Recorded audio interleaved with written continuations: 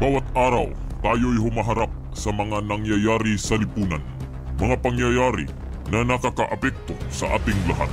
Mga pangyayari na kailangan tayong makialam. Kaya nabuo ang programang ito, Issue 101. Tumatalakay sa mga issue ng ating lipunan. Mga issue na dapat nating pakialaman. Mga issue na may malaking kaugnayan sa ating kapaligiran. At mga issue na may kaugnayan sa ating gobyerno. Issue 101. Narito ang inyong tagapagsalita. Issue 101. You're with Senior Simon. Senior Simon. Senior Simon. Issue 101.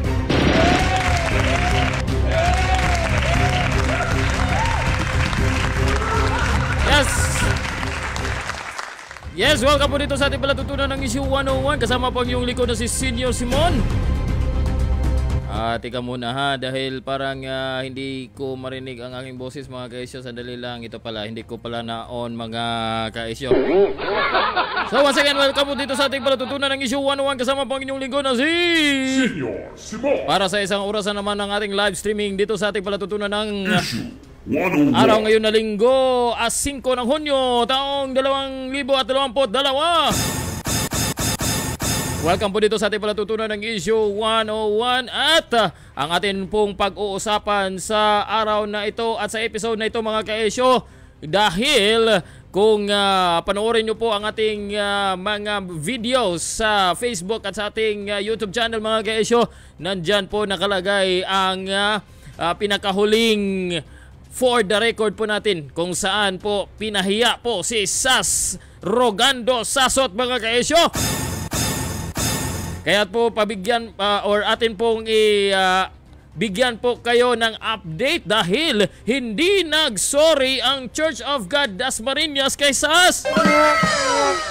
Yes po mga kaisyo, kahit binabatikos na ng mga netizens ang Church of God Dasmariñas dahil sa panghihiya nito, hindi pa rin humingi ng sorry kay Sasot ang pamunuan nito mga kaisyo. Imbis na mag-sorry ang pamunuan ng simbahang nanghiya kay Sas, nagpalabas pa ito ng statement na kung saan sinabi pang mas mahalaga, parang sinabi pang mas mahalaga sa kanilang kabanalan ng kanilang pulpito kaysa dangal ng isang tao. Kaya mga ka-issue, yan po ang ating tatalakayan dito sa ating palatutunan ng Issue 101. kasama po ang inyong lingkod na si Senior Simon. Kaya kung hindi pa kayo nakapag-subscribe at nakapag-like sa ating official Facebook fanpage mga ka-issue, inanyahan ko po kayo na mag-like at mag-subscribe sa ating YouTube channel.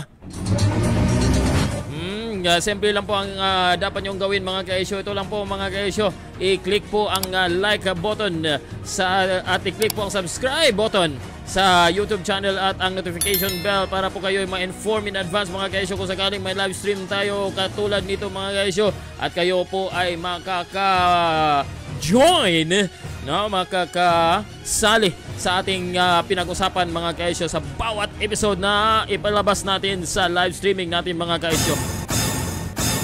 So once again, welcome po dito sa ating palatutunan ng Issue 101. Kasama po ang inyong lingkod na si Senior Simon. Mga kaisyo, check lang po, i-check lang muna natin mga kaisyo ang ating live streaming kung okay ba sa Facebook at sa ating YouTube channel. Wala bang abala, wala bang problema, para din mga kaisyo ay mababasa din natin ng yung mga comment nyo, yung mga opinion nyo din mga ka-issue. So i-open ko lang muna ang ating chat para sakali kung kayo'y magko-comment dyan o kayo'y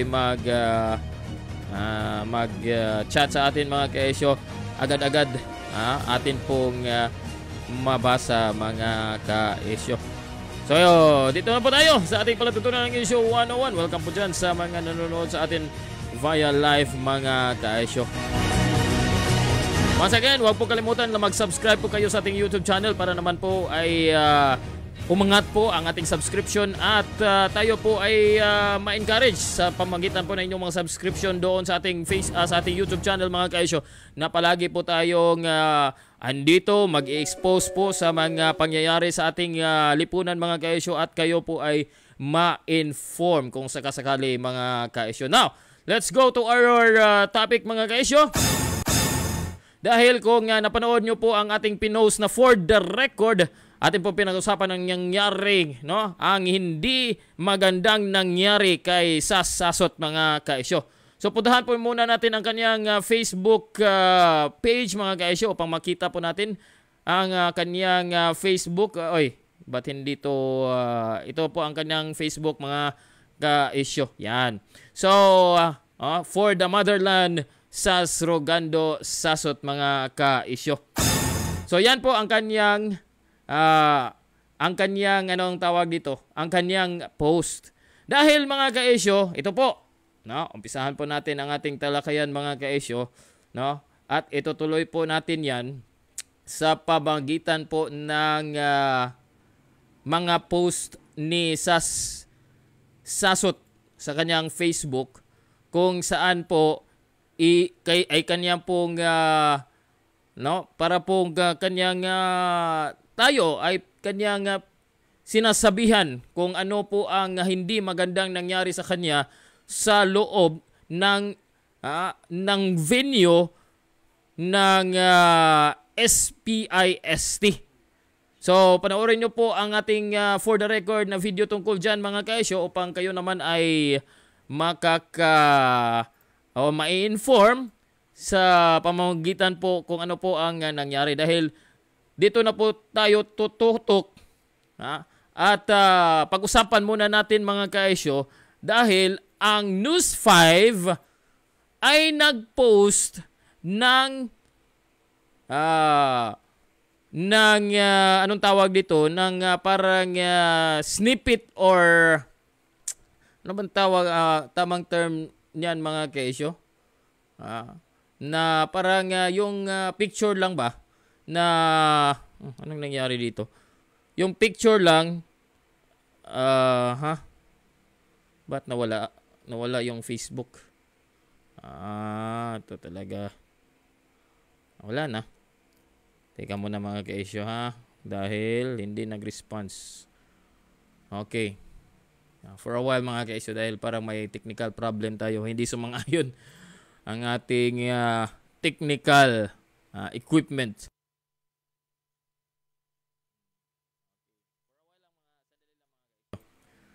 So ito na mga kaisyo.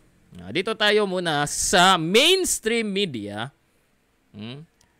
Now, for the sake na hindi tayo misunderstood sa lahat mga kaisyo, lalo na sa mga mainstream media dyan, na ito po kasing ating hindi po tayo against sa mainstream media. Ang atin lang pong panawagan ay sana po ay patas sila at accurate magbalita. Dahil yan po ang pinagyayabang nitong mga mainstream media na sila po ay accurate magbalita, walang kilingan at walang pinapanigan daw mga kaisyo. Kasi ito po ang lumabas sa News 5 na nagsabi na sila ay kasama sa mainstream media mga kaisyo na ganito po ang kanilang binabalita, no? Habang binabasa ang kanyang speech bilang guest speaker sa graduation ceremony sa Southern Philippines Institute of Science and Technology sa Cavite, namatay! Namatay daw ang mikropono ng vlogger na si Sas Rogando Sasot. Yan kasi ang problema, ba't po natin in-expose ito mga kaisyo? Dahil ito kasing mga nagpakilalang mainstream media mga kaisyo, ay sukdulan pala ang biases at malisyosong pamamaraan ng kanilang pagbabalita. Dahil kung napanood po ninyo ang for the record natin, 'di ba? Binanatan ng news hindi pala don't misquote it, don't misquote me for that mga kaisyo. Na hindi binanatan pero palagi pong binabalita o pinupost o ibinahagi ng mga balita mga kaisyo ng News 5 na to ang tungkol sa pag-accredit pagbigay ng accreditation ng mga vlogger or vloggers doon sa Malacanang Press Corps. Pero kung sila naman ang gumagawa ng balita mga kaisyo, tingnan nyo kung paano sila gumagawa ng balita. Namatay ang mikropono ni vlogger, no, Sas Rogando. News 5, makinig kayo ng mabuti. Hindi po namatay ang mikropono ni Sas. Hindi po namatay ang mikropono ni Sas. Kundi pinatayan po siya ng mikropono. Dapat klaruhin nyo ang inyong pagbabalita. News 5. Hindi po namatay ang mikropono ni Sasot, kundi pinatayan po siya ng mikropono, at hindi lang ang mikropono, kundi pati na ilaw. So dapat klaruhin nyo po ang inyong mga pinost para hindi maging bias at hindi naman baliktad. So dito po tayo mga kaisyo, pagkatapos nung skandal na nangyari noong June 3 mga kaisyo, nagpalabas po ang Southern Philippines Institute of Science and Technology ng kanilang statement. So ito po ang sinabi ng SPIST mga kaisyo, no?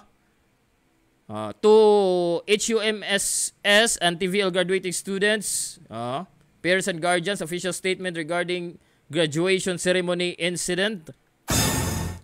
As the President of Southern Philippines Institute of Science and Technology, I would like to make this sincere apology to HUMSS and TVL graduating class, their parents and guardians on the inhuman stoppage. Yan.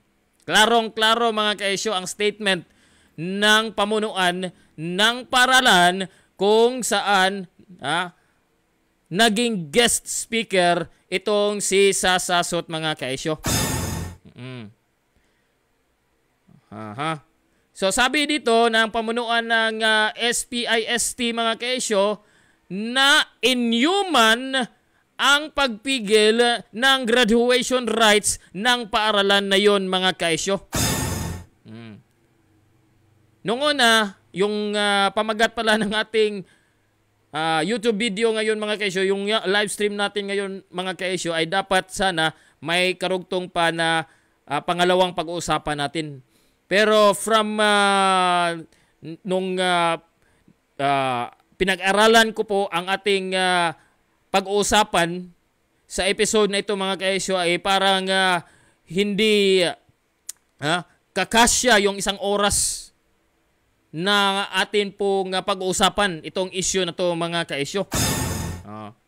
So, pagpatuloy muna natin tong statement ng SPIST mga kaisyo. What transpired yesterday was beyond our control. We are deeply sorry for the inconvenience it caused. Dahil po, makinig po tayo ng mabuti para maintindihan po natin ang issue. No? Kung gusto nyo po na malaman kung ano po ang nangyari mga kaisyo, bigyan ko lang po kayo ng background, maikling background lang po.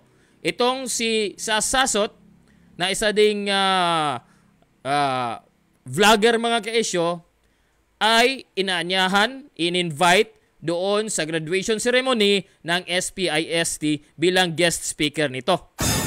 Ang nangyari, ang dinausan ng graduation or commencement exercise ng paralang ito mga kaisyo ay ang venue kung saan ginawa din ang sambahan ng Church of God Dasmariñas.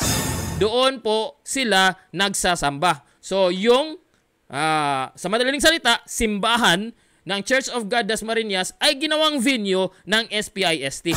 Mamaya mga kaisyo, atin pong tutuklasin kung ano ba ang naging arrangement sa pamamagitan din ng statement galing mismo sa senior pastor ng Church of God Dasmariñas. So what transpired yesterday was beyond our control. We are deeply sorry for the inconvenience it caused, and we understand your frustration because you've waited for this event, but suddenly the thrill and excitement was lost.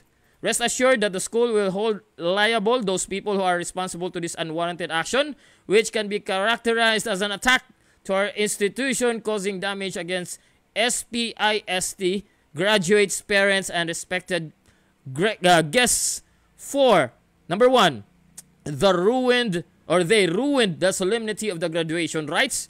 They dampened the excitement of the graduating class, their parents and guardians.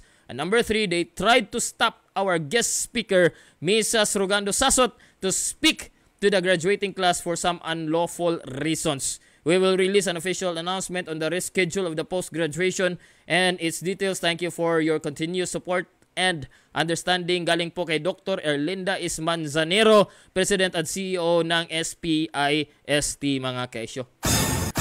So, talaga ang nangyari, mga kaisyo, sabi daw ng pamunuan ng Church of God ay hindi nila pinahintulutan na magsalita doon sa entablado na ginamit nila ang term na pulpito. Ang number 1, isang LGBTQ member, mga kaisyo.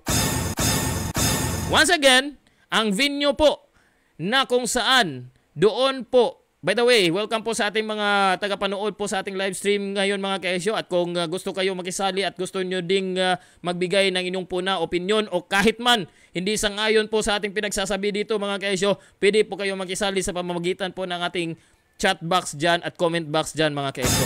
Welcome po ang lahat dito, mga kaisyo. Ito po ang totoong demokrasya. Hindi katulad ng demokrasya ng mga nagsasabing maka-demokrasya sila, mga kaisyo, pero ang totoo niyan, mga kaisyo, ay gusto lang nila na makasariling demokrasya. So, ang nangyari, dahil ang nalaman na ng pamunuan, pero ang sabi dito, ang akusasyon ng pamunuan ng Church of God Dasmariñas ay pinagsabihan na daw ang organizer ng SPIST graduation or commencement exercise, pinagsabihan na ito yung mga kondisyones na ipinagbabawal daw sa paggamit noong venue na yon, mga kaisyo. So pinagsabihan na daw beforehand, bago pa. Ewan natin kung totoo ba yan ang pinagsasabi ng pamunuan, mga kaisyo. It's just they said, so she said, he said, mga kaisyo. So mahirap po na matukoy kung sino po ang nagsasabi ng totoo, mga kaisyo. So mahirap na po natin dahil yung kabila magsasabing ito ang totoo, yung kabila naman ay magsasabi na ito ang totoo. So regardless, the damage has been done. But the problem is this, mga kaisyo. Ito po ang masakit na nangyari kay Sasot. Punta po tayo sa statement ng saan ba yun? Dito tayo. Sa statement galing mismo sa pamunuan ng Church of God Dasmariñas. So, pasensya na po ng kaunti, mga kaisyo, dahil loading po ang ating computer. Sandali lang. Huwag niyo po akong iwanan. Sandali lang to, mga kaisyo. Ito na. Atin pong isa-isahin itong statement na galing sa senior pastor ng Church of God Dasmariñas. Number 1 po. Titingnan po natin yung letterhead na ginamit po ng grupong ito. Sabi dito, Church of God World Missions Philippines, mga kaisyo. So kasama pala itong Church of God sa World Missions Philippines. Ay, mga kasamahan dyan sa World Missions. Ano ba itong nangyari sa inyong kasapi, isang kasapi? Now, let me clarify this, mga kaisyo. Ito pong Church of God, sabi ng website nila, ay isang Pentecostal born-again Christian church, mga kaisyo. Nung pagkakita ko kasi dito na sila pala, ganito pala ang ginawa ng isang iglesia sa isa nating maituturing, katulad din natin na tao, mga kaisyo, parang nasasaktan at naiinsulto din ako, mga kaisyo.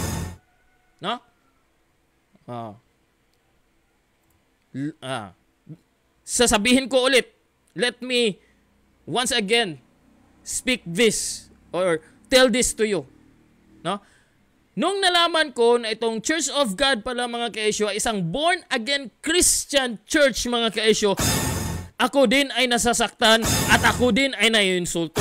Bakit ka nga mo? Bakit ka mo? Yan pala. Bakit? Dahil po ako ay isang ding born again Christian mga kaesyo. No?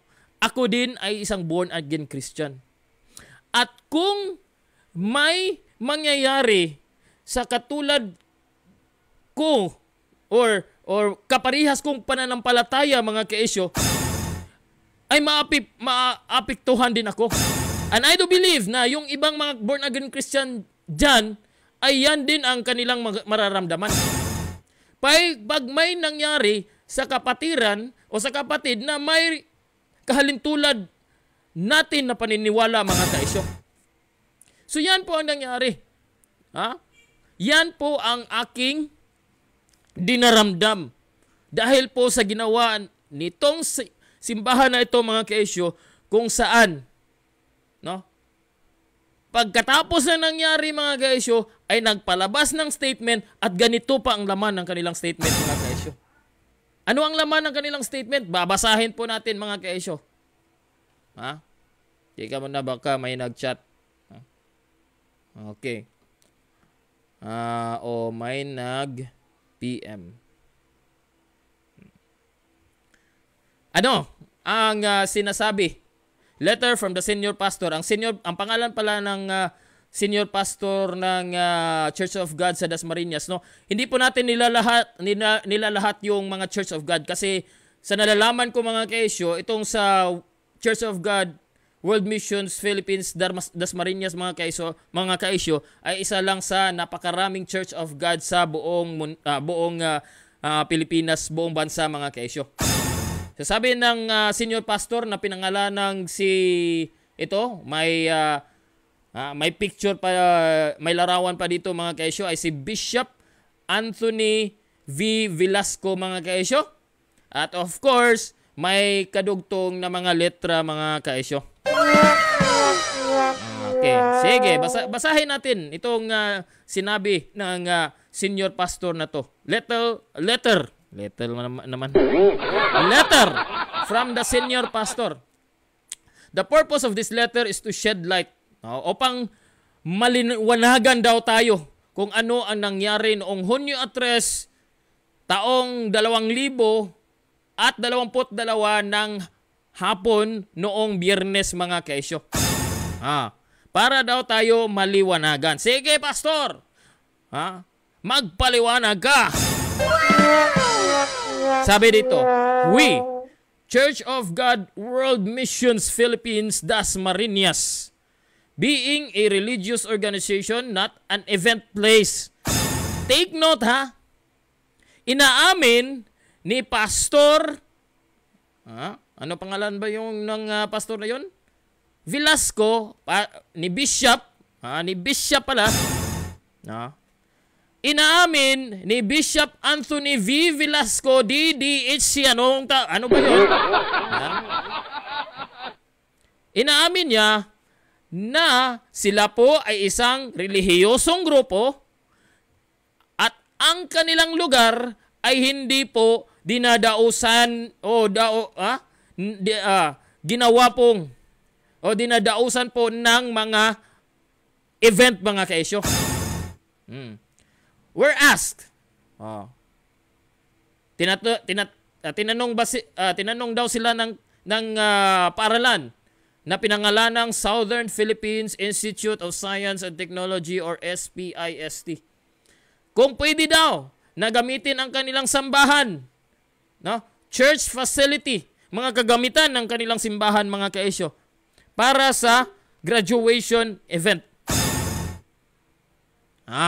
Take note Inamin ni Bishop Anthony Velasco na ang kanilang lugar, ang kanilang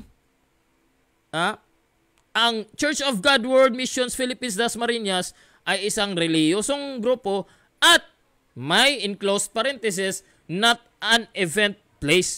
So hindi pwede na dausan, ano ba ta?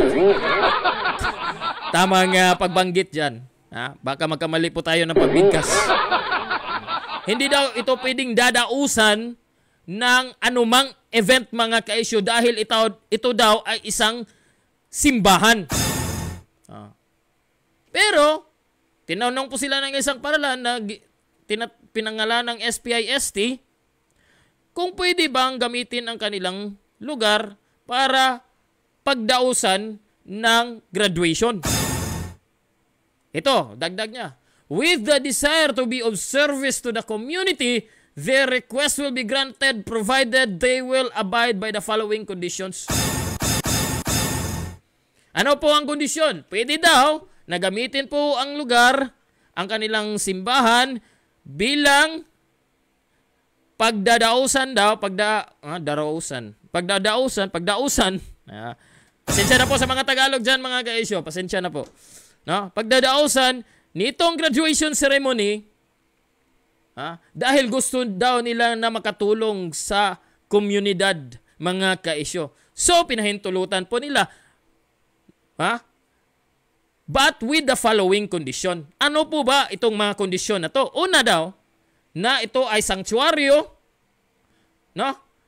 Na ang pulpito daw ay isang sanctuaryo, ay isa daw nga banal na lugar at hindi pwedeng gamitin para sa political endorsement.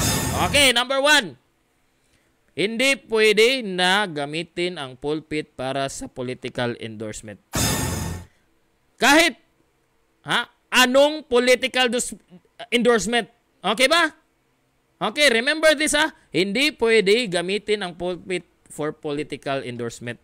So, hindi ka pwede mag-endorse, hindi ka pwede magpahayag na may political leaning, hindi mo pwede na pag-usapan ang politika sa pulpito mga kaisyo. Tama ba, Bishop Anthony? Sana'y mapanood pa tayo ng mga kasamahan dyan sa Church of God. At of course, huwag kalimutan na mag-subscribe. Okay. Seriously mga kaisyo. Kahit anong political endorsement ay hindi pwede na gamitin sa pulpit. Correct? Okay, number 2. We do not allow LGBTQ to perform a special number or even be a guest speaker on our podium or ministry pulpit. Okay. Podium at ministry pulpit.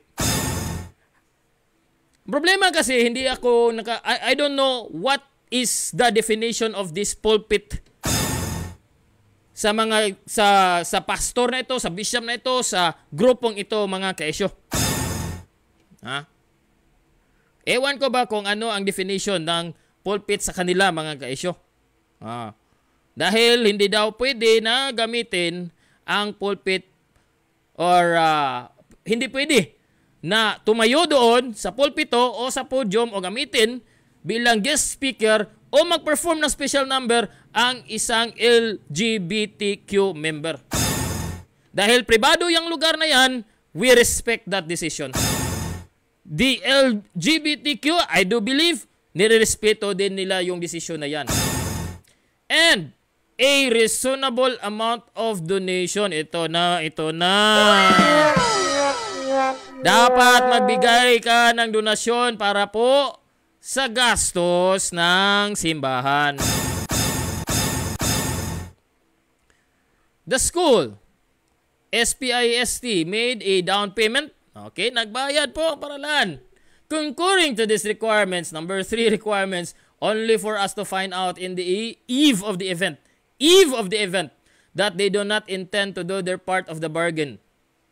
So, nagbayad yung paaralan doon sa ginamit na venue na pinagmamayari o simbahan ng Church of God, Dasmariñas.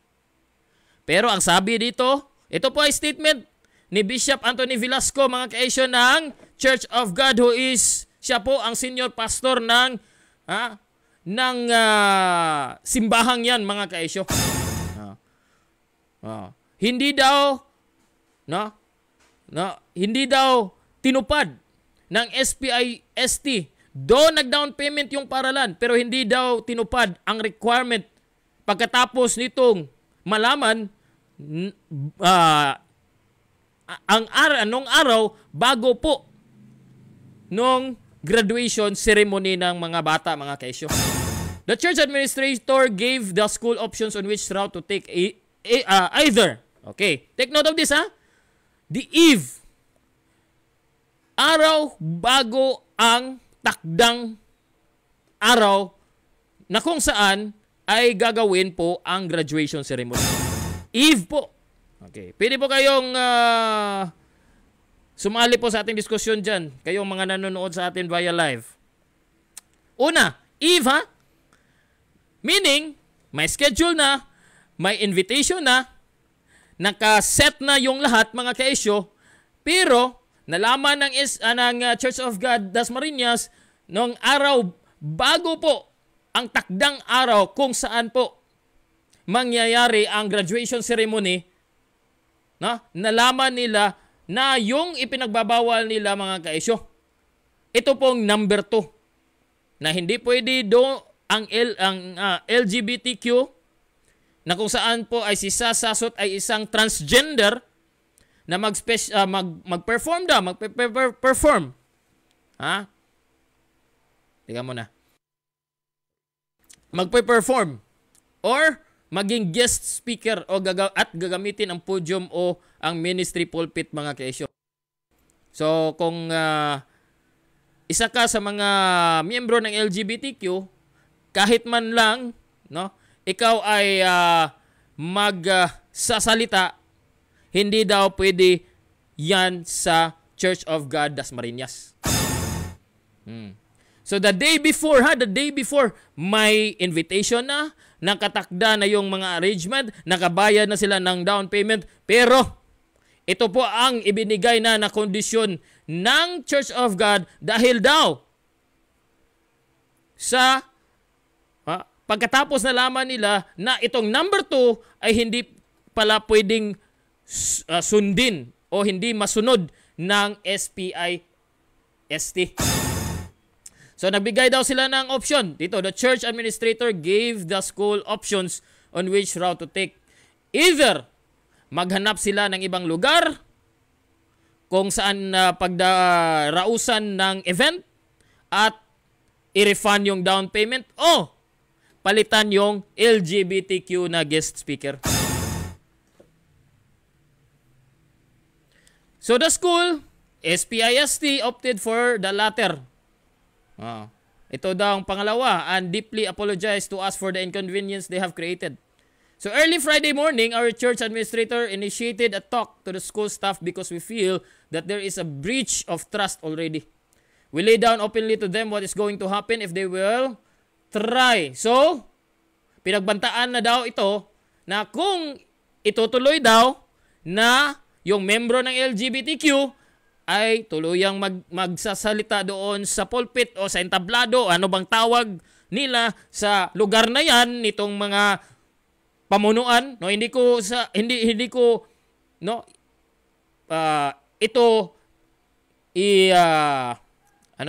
i-direct doon sa mga miyembro, mga kaisyo, pero i-direct ko ito nitong senior pastor na to na pinangalanan si Bishop Anthony Velasco.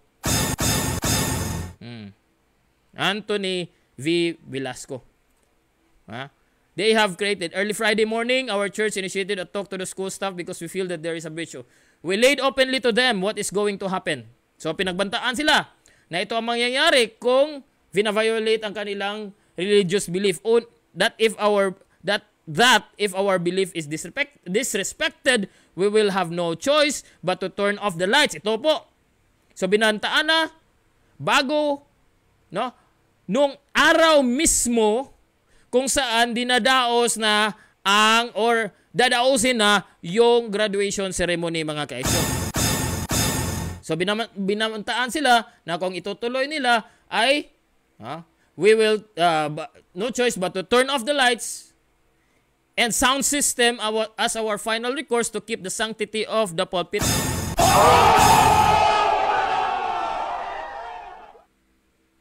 Akala ko ba ang mga Damaso ay yung mga paring Katoliko lang? Yung mga Damaso din pala, pare Damaso, andyan din pala sa mga born again Christian. Ha? Andyan din pala sa mga born again Christian mga kaisyo. May pastor pa palang Damaso din. This last and drastic option has been clearly communicated to them because we really cannot allow our pulpit to be desecrated. In other words, para sa kanila, mas gusto pa nilang masira ang dignidad ng isang tao, pahiyain ang isang tao, kaysa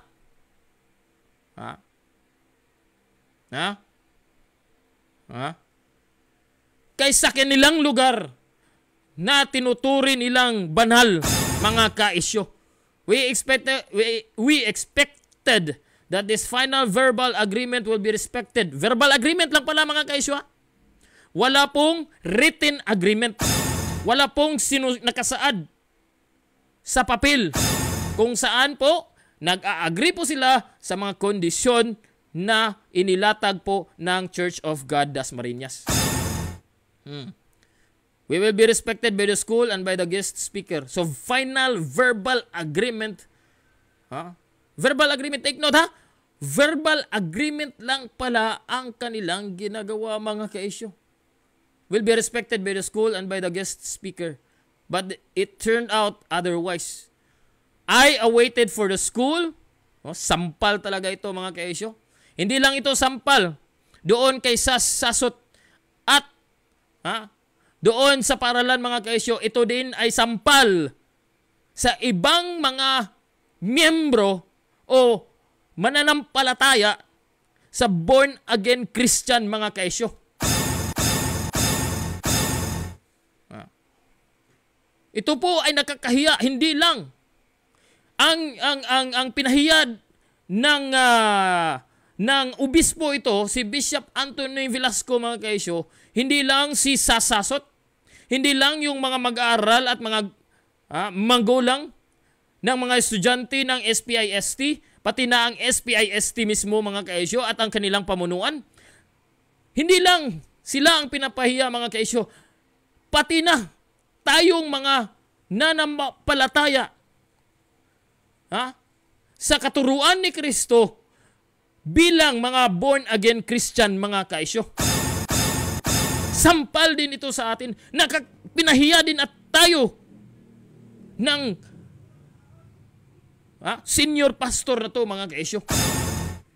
We cannot allow our pulpit to be desecrated. Verbal agreement. No? I waited. Inantay daw nila ang paaralan na maglahad ng kanilang official statement to redress the situation and take responsibility for the incident. Talaga. Ay, nako, mga kaisyo.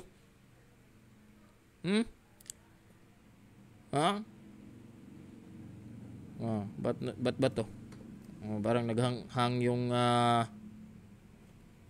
teka muna.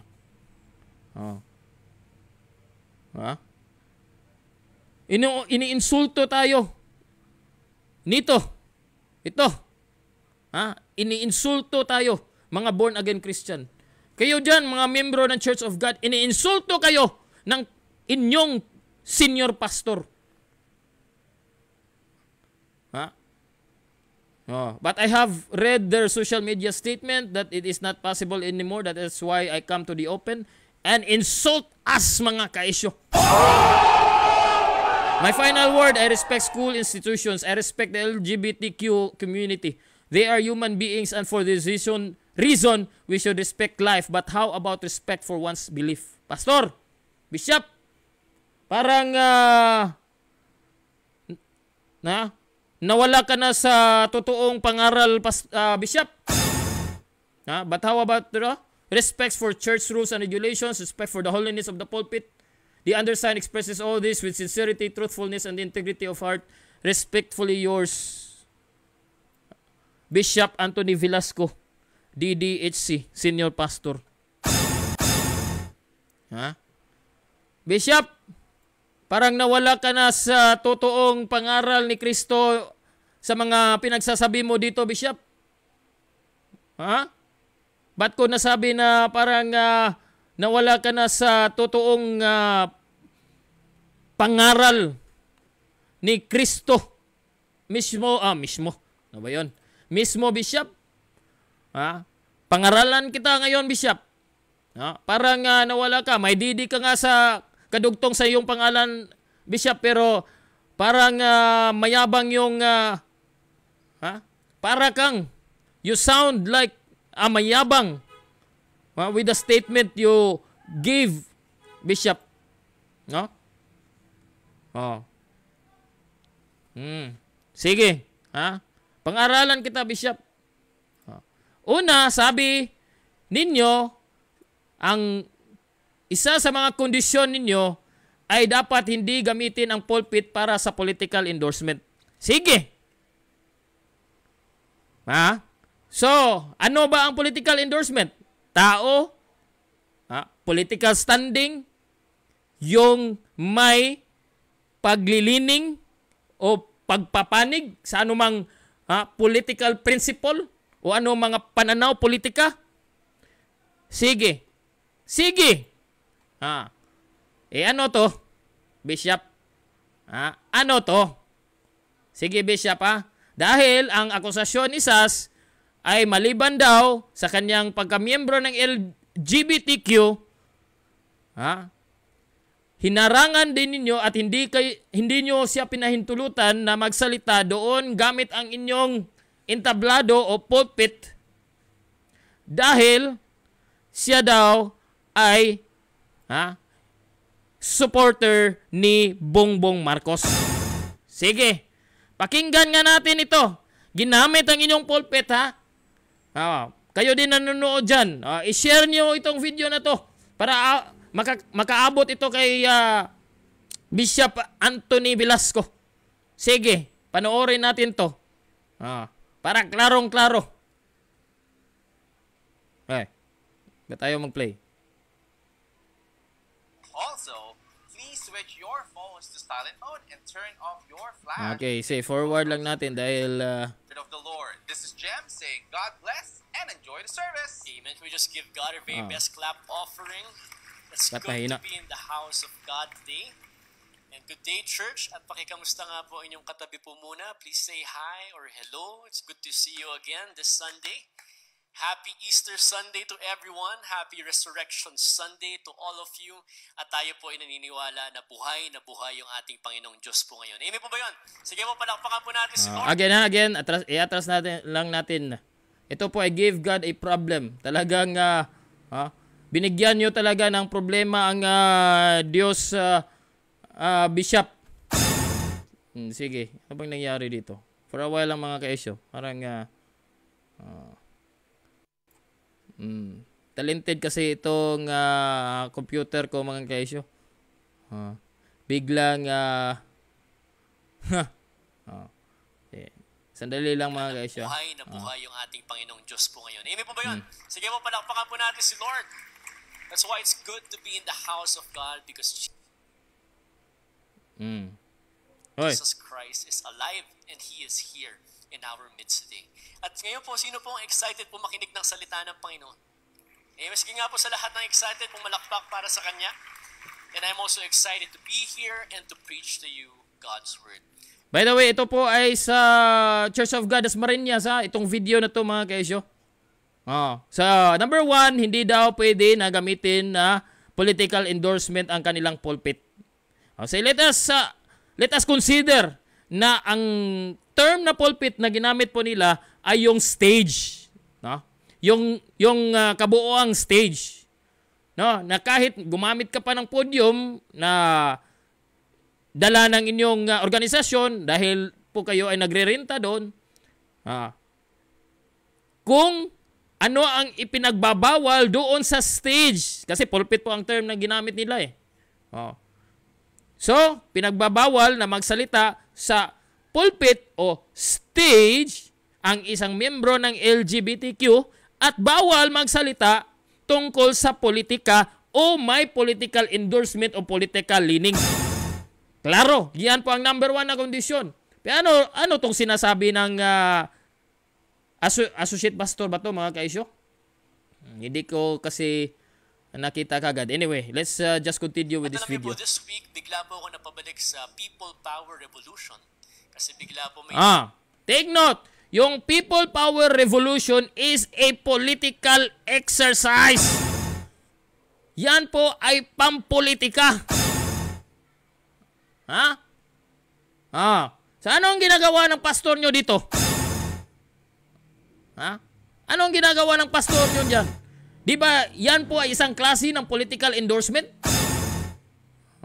Sige. Nag-pop up po. Magdipinsa din. Dipinsaan nyo eh. Ano yan? Sige. Sure, at mamaya makikita niyo po kung bakit.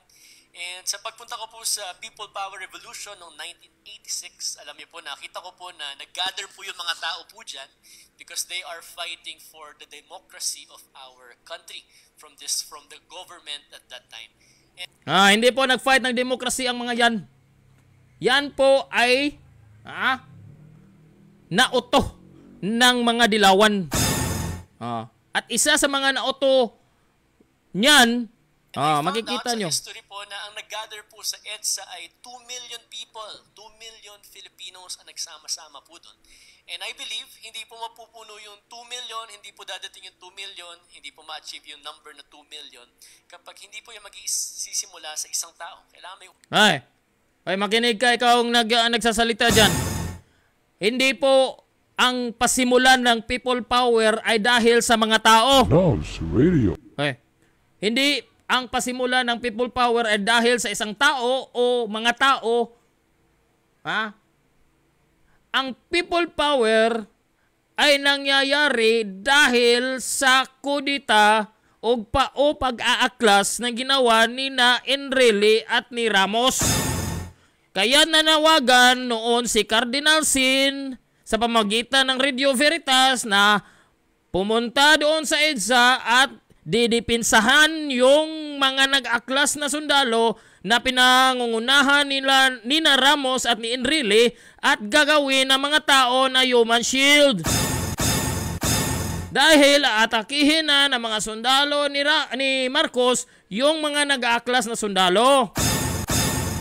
Parang itong pastor na to nagsasalita na hindi niya alam ang history. Yan ang katotohanan kung bakit nangyayari at ano ang panimula, paano nagsimula ang people power noong 1986. Di pala alam to. Unang pumunta, kailangan may mag-take part, kailangan may mag-contribute. And sa pagsama-sama po ng tao, mabubuo po yung 2 million po na yan.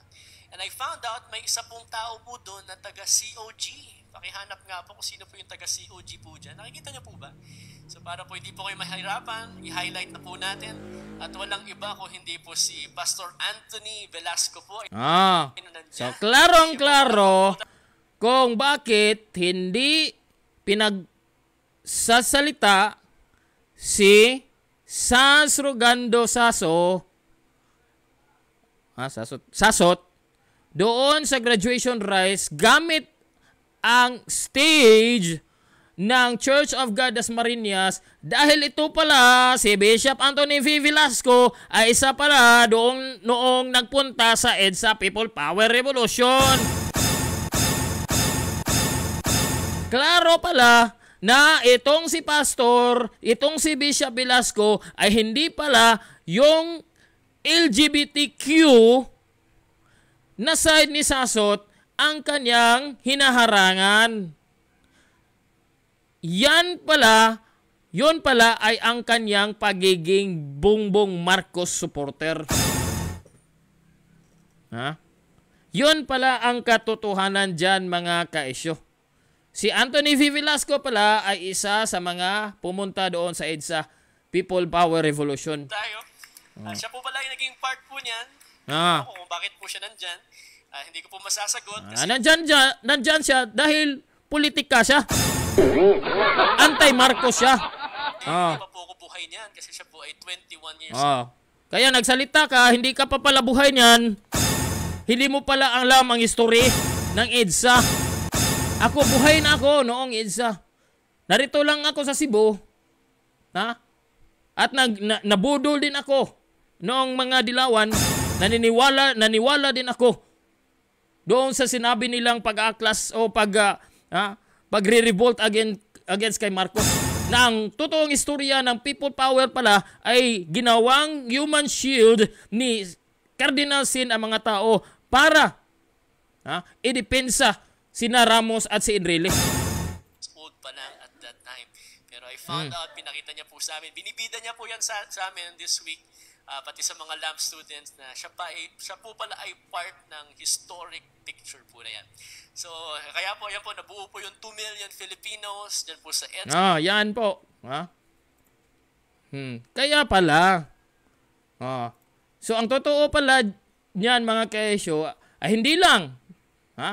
Dahil si Sasasot ay isang LGBTQ, kundi siya rin ay supporter ni Bongbong Marcos. So yan po ang klaro niyan mga kaesyo. So ayon pala, may sumuporta pala sa itong tinatawag ang kanilang sariling Facebook. Anong sabi ng Facebook na to? Sinusuportahan yung sinabi ng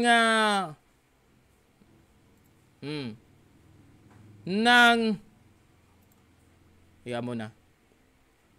Bagal kasi. Sinusuportahan yung sinabi.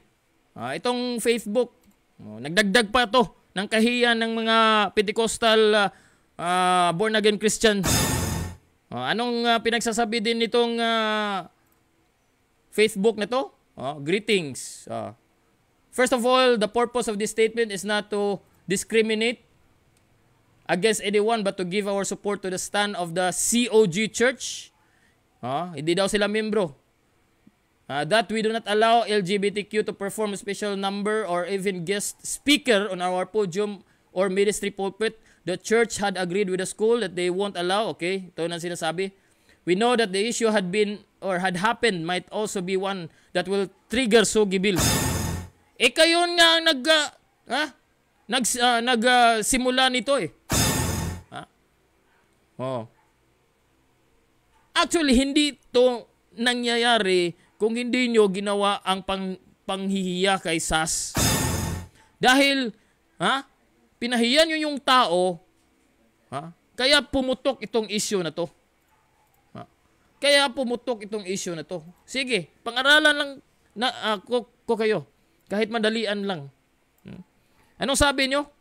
Mas tiningnan nyo na mas ang sagrado ang inyong pulpito. Anong sabi ng Biblia tungkol diyan? Anong sinabi ng Diyos tungkol diyan? Para po tayo ay mayroong o maliwanagan din po kayo. Anong sabi ng Hosea 6? Basahin natin ang Hosea 6. Kayo dyan, mga nanonood sa atin. Buksan nyo ang inyong Biblia para malaman nyo yung puso ng Diyos. Anong sabi dito? Hosea 6:6. Sapagkat nalulugod ako sa katapatan kaysa alay ng pagkakilala sa Diyos kaysa mga handog na sinusunog. Anong ibig sabihin nito? Sige, maghanap muna tayo ng iba pang bersikulo ng Biblia upang makita at maliwanagan po kayo, Bishop Anthony, na mas gusto ng Diyos na respetuhin natin ang ating kapwa kay sa unahin natin ang anumang sa ating isipan na mas kaaya-aya sa Diyos. Ang mas kaaya-aya sa Diyos ay yung kapwa natin at hindi yung makasarili nating lugar na para nating tinuturing na siya na ang Diyos. Anong sinasabi dito? Sabi ni Samuel, ang Panginoon kaya ay may malaking kasiyahan sa mga handog na sinusunog at sa mga alay, gaya ng pagsunod sa tinig ng Panginoon. Tiyak, ang pagsunod ay mas mabuti kaysa alay at ang pakikinig kaysa taba ng mga tupang lalaki. Ato, punta din tayo sa Kawikaan. Proverbs. Tiga mo na. Proverbs. Saan ba yun? Kawikaan na 21. Versikulo 3. Anong sabi dito? 3. Ang paggawa ng katwiran at katarungan ay higit na kalugod-lugod sa Panginoon kaysa pag-aalay. Ano ang ibig sabihin ng katarungan at katwiran?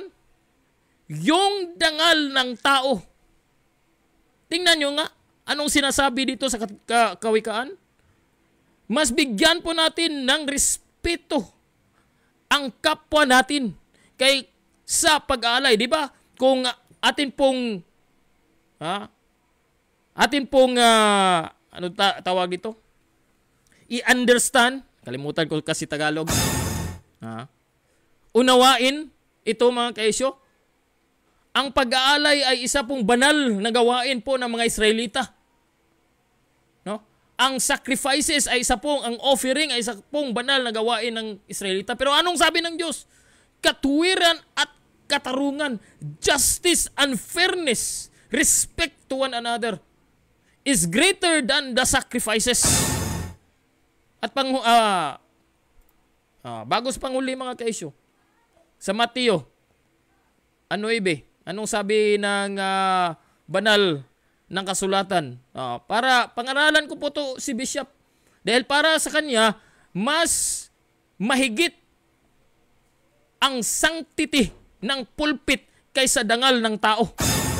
9:13. Anong sabi ni Jesus? Kaya humayo kayo at pag-aralan ninyo kung ano ang kahulugan nito.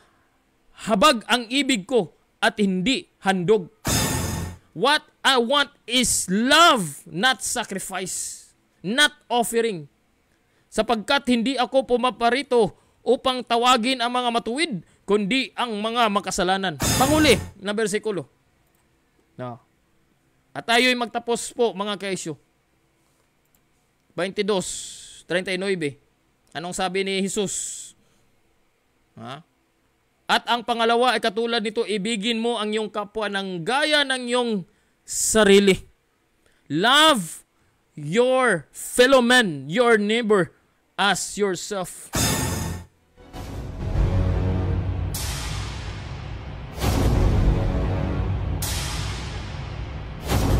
Maraming po salamat sa nanonood sa atin ng live. Hindi man kayo nag-chat o nag-comment mga kaisyo, baka po natatakot kayong sumali.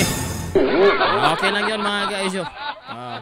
Basta't kayo po ay nakaka-subscribe at nakaka-follow, naka-like po sa ating YouTube, ating official Facebook fan page. Walang problema po sa atin yan. Tulungan nyo po tayo na lumawak po ang atin pong maabot sa pamamagitan po na inyong pag-like sa video na to at pag-subscribe po sa ating YouTube channel. May higit na po tayong 100 at mabuti po at mayroon na po tayong ganyan karaming mga subscribers sa ating YouTube channel mga kaisyo. Once again, hindi ko po inatake o binanatan po ang mga miyembro ng Church of God Dasmariñas. Ang aking pong pinagsabihan ay ito pong obispo ninyo na kahit man lang mag-sorry ay hindi po ginawa. Hindi po siya nagpahayag ng official statement ng apology sa mga ginawa po noong nangyaring graduation laban kay Sasasot. Bagkos ang pinamamalaki pa niya na mas banal siya at mas dapat respetuhin ang kanyang paniniwala kaysa pagrespeto sa ibang tao. Ganyan ba ang tinuturo ni Kristo, Bishop Anthony Velasco? Ang klaro niyan ay may political leaning ka pala. Hindi dahil LGBTQ si Sas. Ito'y dahil anti-Marcos ka pala. May video tayo, di ba? Nandun ka sa EDSA. So klaro yan. So mag-like kayo sa video na to at i-share nyo. Pang makarating ito kay mag-like, mag-subscribe sa ating YouTube channel at mag-click po sa notification bell upang kayo ma-inform kung sakaling mag-live stream po tayo katulad dito mga kaisyo. Klaruhin ko lang, hindi ko po inaatake o binanatan po ang mga miyembro ng Church of God Dasmariñas. Ito po ay para sa inyong senior pastor na sana po ay humingi po siya ng tawad sa mga nangyari, no? At aaminin na talagang nawala po sila ng respeto sa ibang tao. Madali lang yung na-desecrate, i-consecrate nyo ulit. Madali lang yang gawin. Naiintindihan tayo ng Diyos, no? Mas lalo pa na praiseworthy kung ang ginawa mo ay kinaibigan mo, no? Ginawa mong kaibigan si Sasot, no? Dahil wala na pong enough time na maghanap pa ng ibang video at parang disrespectful po din ang paaralan kung hindi nila itutuloy na maging speaker po si Sasot. At secondly, no? Sa katauhan po ni Sasot, ang tema ng kanyang topic sa kanyang speech ay sang-ayon sa kanyang pagkatao. Na kahit man sa, di ba, adversity. Yan po mga kaisyo. Sana po ay, kasi nasasaktan din ako kasi ako isang born again Christian rin mga kaisyo. Kaya nasasaktan ako sa mga ganitong mga sinasabi ng mga pamunuan kung saan tumatanaw tayo ng mataas doon sa ating mga namuno sa ating mga iglesia. Pero ganito pala din ang kanilang kaisipan, ang kanilang pananaw. Ang pagkakawalang respeto sa dignidad ng ibang tao, mas mabuti pang ipahiya kaysa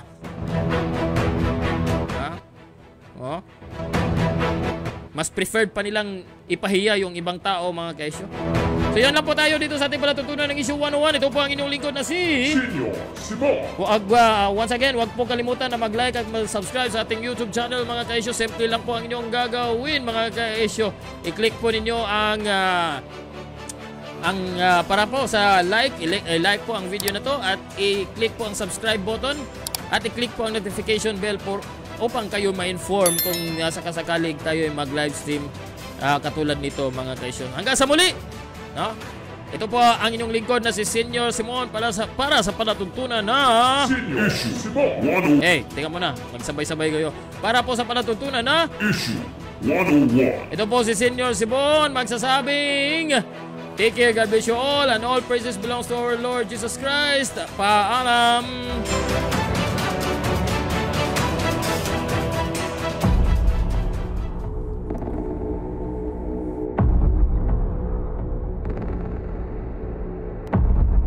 At yan ang Issue 101. Ang hilin natin sa mga kinaukulan ay umaksyon. Hanggang sa susunod, maraming salamat sa inyong pagsubaybay.